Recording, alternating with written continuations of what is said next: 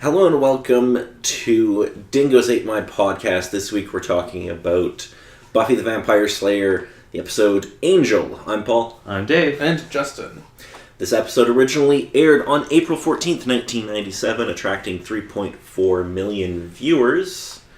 In this episode, the Master sends a trio of armored warrior vampires after Buffy. They ambush her, but Angel arrives to help her. Angel is injured during the fight, and Buffy invites him back to her house. When Angel takes his shirt off, Buffy notices a tattoo and asks him if he was stalking her, because she felt his presence at the Bronze. He shrugs it off. Buffy asks Angel why he fights vampires and reveals that his family was killed by vampires. The next morning, Giles informs the group that the vampire trio were known as the Three, warrior vampires controlled by the Master. The Master allows Darla to kill the Three as a lesson in the use of power for Colin, the Anointed One. The next day, Buffy returns to Angel. She notices her diary askew and tries to explain away entries that reveal fantasies about A. Angel assures her that he did not read the diary. Lies. He then confesses his attraction towards her. They kiss. Suddenly, Angel pulls back with a snarl of distress, showing his vampire face. Buffy screams in shock, and Angel dives out the window like fucking Batman. Nah. A Batman. Giles researches Angel's history and notices the peculiarity that, although he was previously infamous as a sadistic killer known as Angelus, Angel has shunned the company of other vampires since coming to America, and has apparently completely stopped preying on humans. Darla cons Buffy's mother into inviting her in and bites her. Angel hears Joyce's cries and rushes in. Darla shoves the now unconscious Joyce into Angel's arms and escapes out the back door. Angel resists the impulse to drink, but Buffy sees him and is horrified. At the hospital, Joyce's last memory is of inviting Buffy's study friend inside. Buffy misunderstands, thinking Joyce means Angel rather than Darla, and storms out to kill him. Giles talks further with Joyce and learns that it was Darla, not Angel, who bit Joyce. With Xander and Willow in tow, he rushes to find Buffy to warn her of the trap. Buffy attacks Angel at the deserted Bronze and demands an explanation. Angel reveals how he was cursed by gypsies who restored his human soul so that he would be eternally tormented with the guilt of his past sins. He denies biting Joyce, yet confesses to wanting to, as well as wanting to kill Buffy. The Slayer lays aside her crossbow and slowly offers her throat to him. Suddenly, Darla emerges from the shadows with a pair of handguns. Hearing gunfire, Giles, Willow, and Xander rush in and distract Darla. Looming up from behind, Angel stakes Darla through the heart. In their Hellmouth lair, Colin consoles the Master for the loss of Darla at Angel's hands. Spying Angel across the crowded room at the Bronze, Buffy goes to thank him and tell him goodbye. Their banter trails to silence. They deeply kiss one last time. Buffy doesn't notice that the cross she's wearing, the one that Angel gave her weeks ago at their first meeting, was scorching his chest. And credits roll. Okay, so what did you all think of this episode? No, I think from what you told us about and from what I've seen, it definitely was a good episode, explaining a couple bits of the backstory for Angel, getting the dynamic of Buffy, Angel, and their relationship, seeing a couple other particular relationships. The Anointed One with the Master and Darla. Okay, Justin, what did you think? It was fairly decent overall, basically, for all the reasons that David was explaining. Okay, so had you not known the twist of the episode, which is that Angel's a vampire, would that have been shocking, or would you have seen it coming? I would have seen it coming. Nah, I'm kind of stupid with those sort of things, so it probably would have been an "oh no" sort of moment. Yeah, it basically...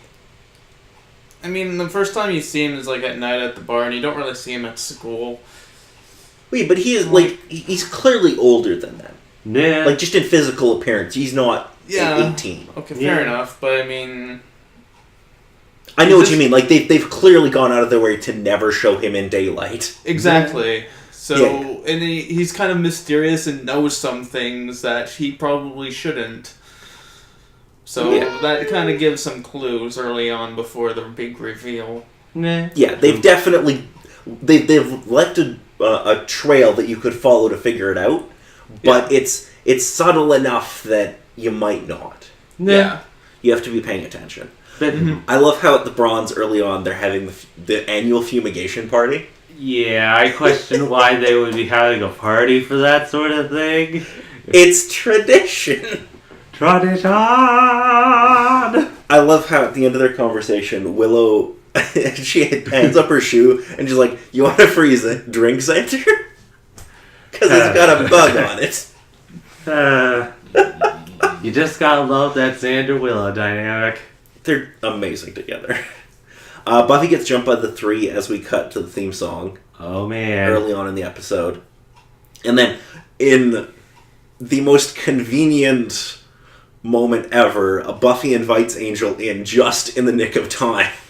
When they're running from the 3. That was one particular thing. With the entire scene acting, I can't remember where the supposed idea of vampire lore came to mind, but I did specifically remember a vampire supposedly needs to be invited in to go in there. I can't remember exactly the consequences if they don't do that. They can't enter. At least in like the Buffy lore, they lit it like there's like an invisible like barrier. Wall they can't cross it. Okay. But then it's like, well, wait.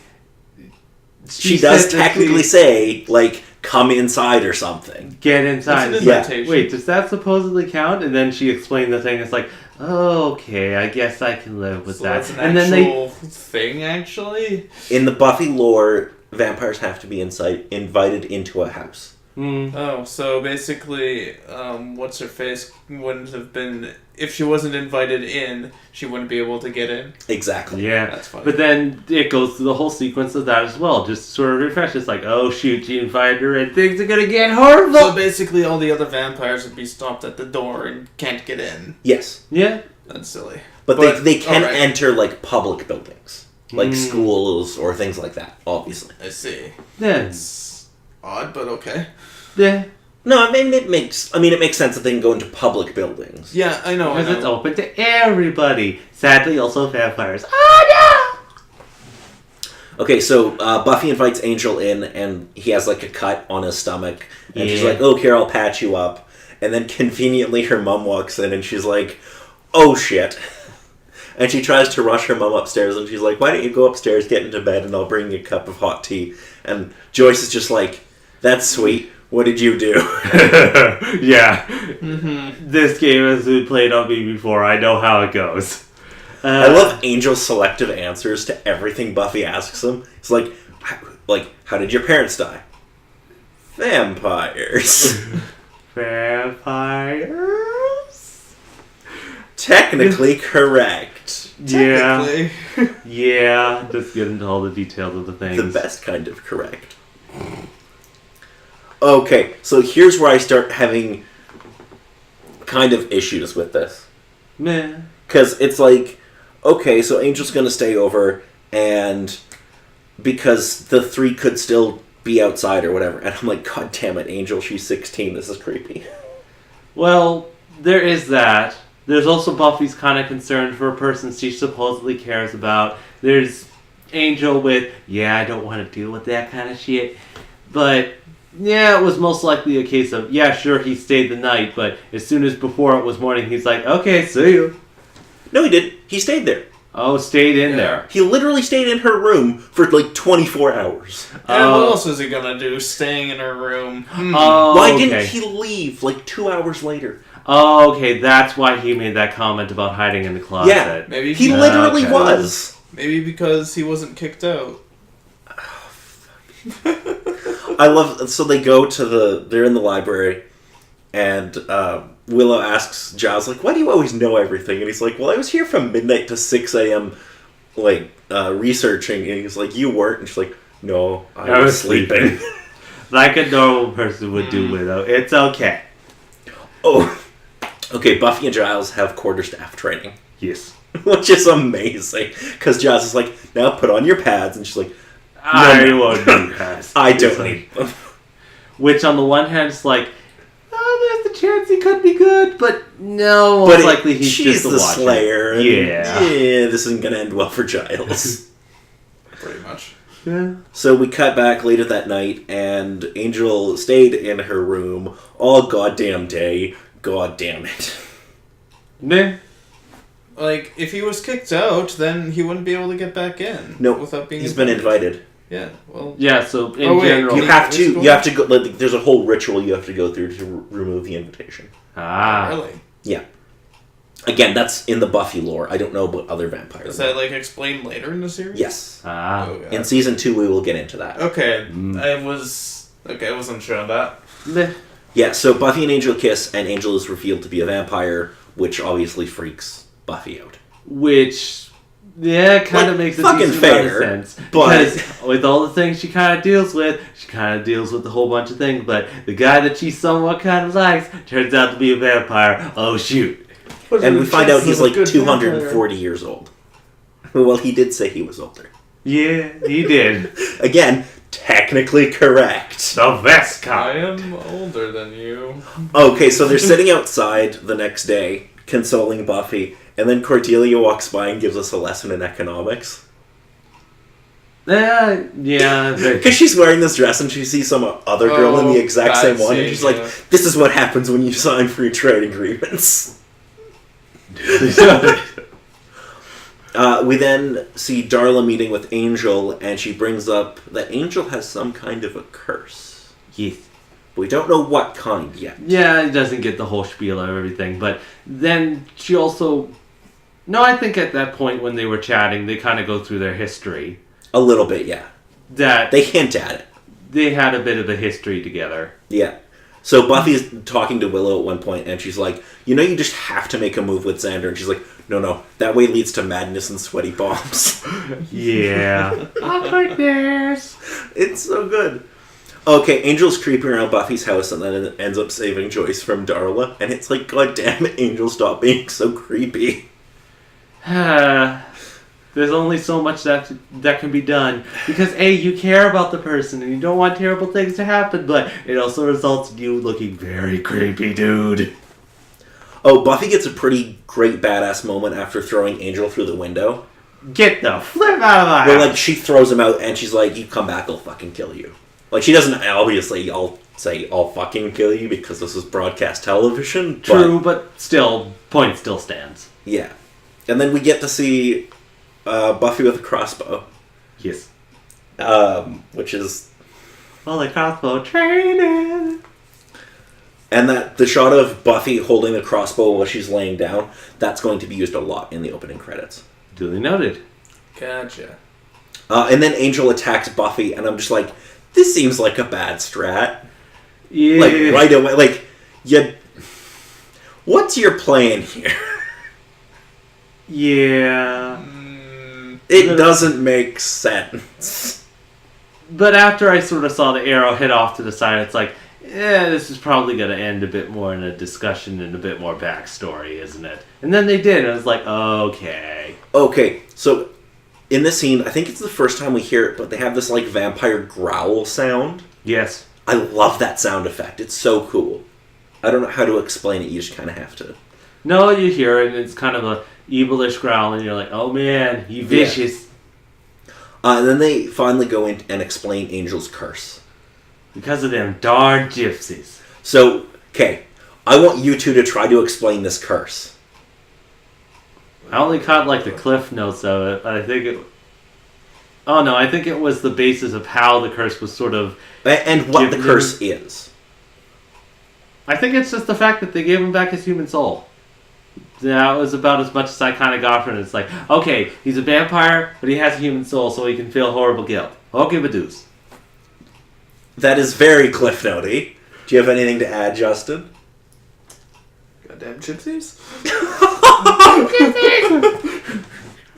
I don't know. I don't really have a good explanation. Okay, so what happened was Angel was doing his thing in Europe, being a sadist. Well, he was a vampire, and he did vampire things. Yeah, but he was, like, considered, like... The best vampire. The most powerful vampire. Well, not the most powerful, but, like, the most pretty sadistic and the most, like, cruel. Ah.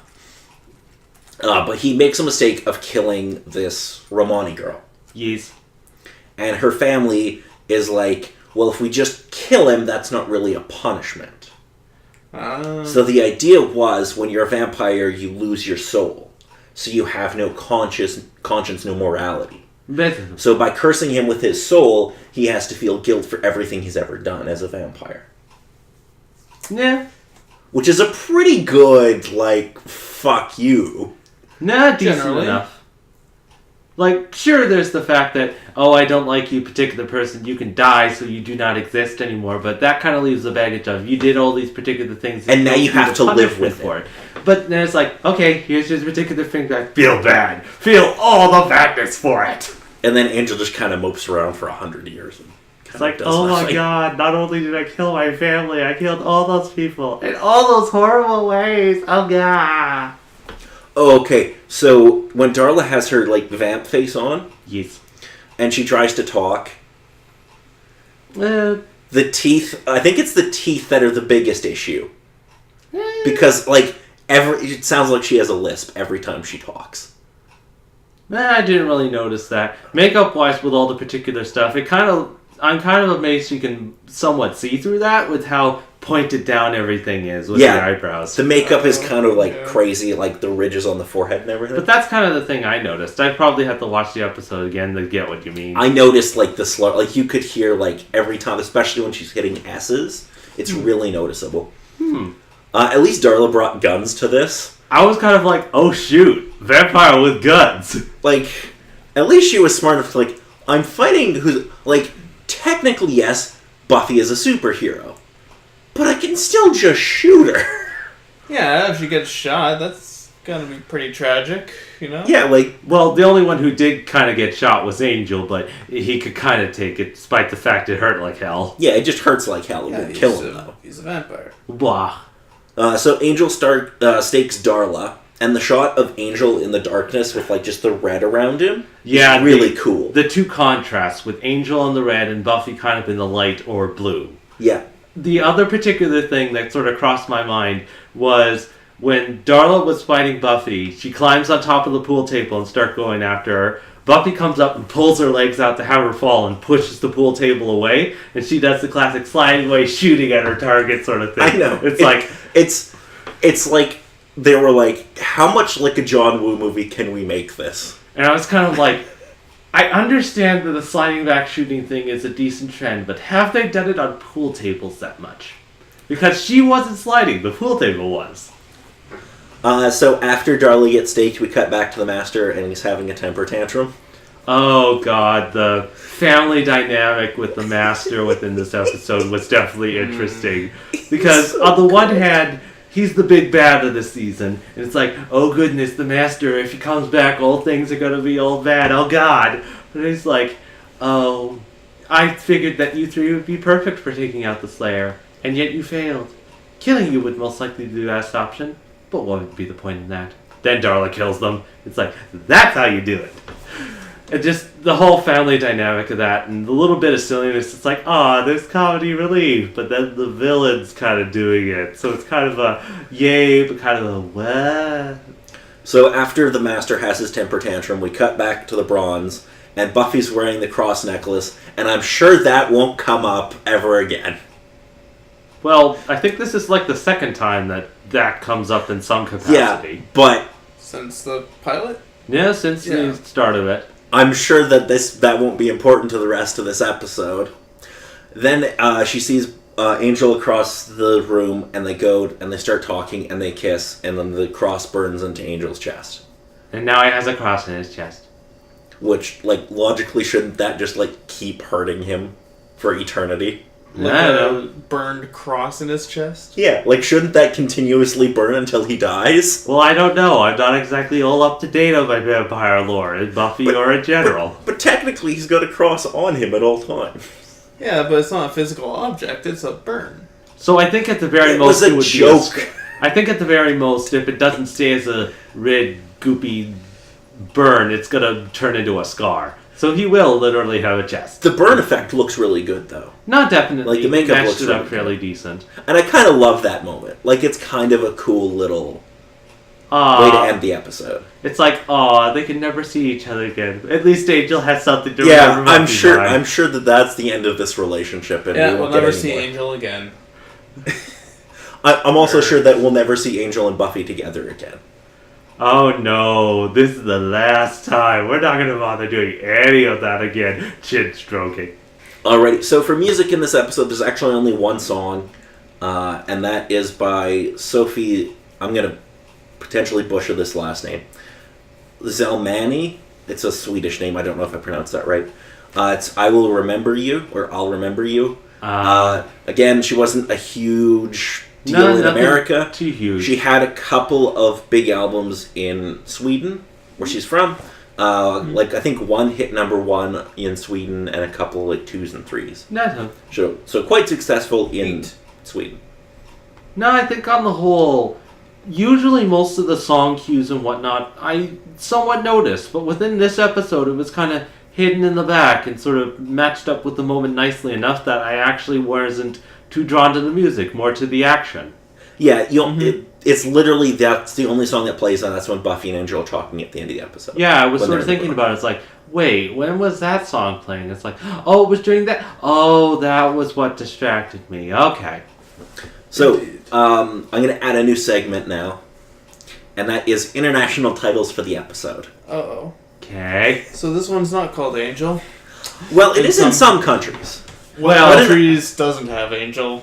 But in other countries, it has slightly different names. Boy. For example, in French, the episode translates back into English as AKA Angelus. Okay, that's pretty close. It makes sense. I mean, he's still Angel. Well, he's also currently Angelus, but he shortened his name, changed with the times, blah blah blah. In Finnish, it translates back into English as Angel of Doom, which, okay, not crazy. Nah, it's not the worst thing. Like, the Doom, I think, is kind of a little exaggerated, but... Doom. Well, and it's kind of on the nose. And in German, it translates back into English, and this is quite possibly my favorite, as Angel Bloody Kisses. Aside from that one incident, there was no blood. Especially not around the lip area. Yeah, don't pay any attention to that. Why? Okay. Like, the Angel, name of the character within the story, Kisses relationship with the Slayer, that makes perfect sense. Aside from the one bloody incidence of that sort of particular stuff, that wasn't really important, and that's why! I don't know. I just love it. Other languages and having other particular things mean other things and then translating into another language. I'm sure there are better ones down the line. Oh, trust me.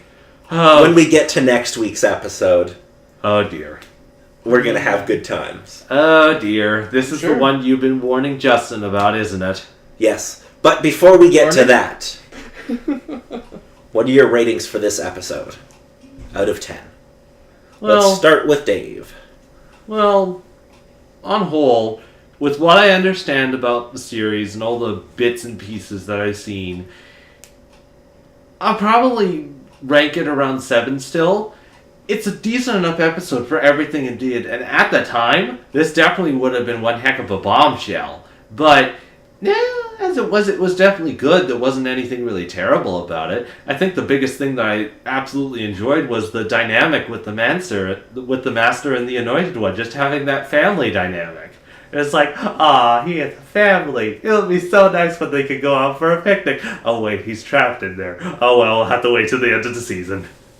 Alrighty, and Justin? I give it roughly an 8. It's fairly decent overall. I didn't get bored. I was entertained. Okay. So, personally, this is a favorite of mine. I think it's arguably probably the second or third best episode of the season. I would put this at like an 8.5. Yes, okay. So,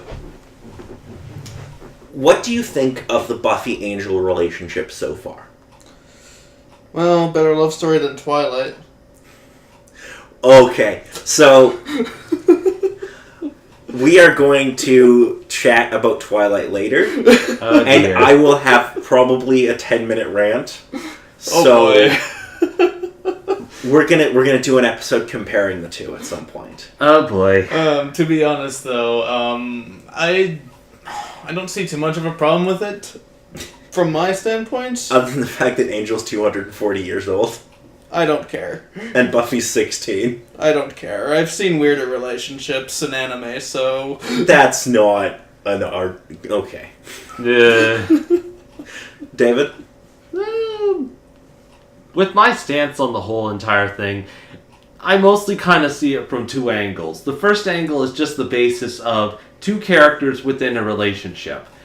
And on that sort of basis, it's kind of like, aw, they love each other, but then one has a terrible secret, and the other one's just a girl, and it's just, oh my god, all the conflicts. But then it's a relationship on TV. There needs to be problems with it. They need to give the drama and the suspense of the things for all the people that love that sort of stuff. With my basis on just how it is as a relationship, it's a girl dating a vampire. It's just weird in general. So it's just kind of like, eh. But I can also understand why Buffy kind of fell for him. Okay. So, if you want drama, wait for season 2. Yes. Oh boy. Some shit's gonna go down. And it's going to be, well, there's going to be, let's just say, a loss of innocence. And that's as far as I'm going to go. Yeah. And you're going to have to wait quite a while to find out what that means. I can live with it. It's already outside of the braid. It's going to get good. However, next week, we travel to something a little different than good. Are you sure? Next week, we're covering the episode I, Robot, You, Jane. Now, this is an episode I've been warning specifically Justin about. Oh no, I didn't like the hyena episode at all. And I figured if you liked the hyena episode, you might like this. But, I'm a little worried that this might be the episode that breaks you. But just as a little taste of things to come, in this episode, Will accidentally releases the demon Moloch onto the internet. There he wreaks havoc and gains a following. Oh dear God. And that's not a joke, that's what's actually going to happen in the next episode. So until then, I'm Paul. I'm Dave. And Justin.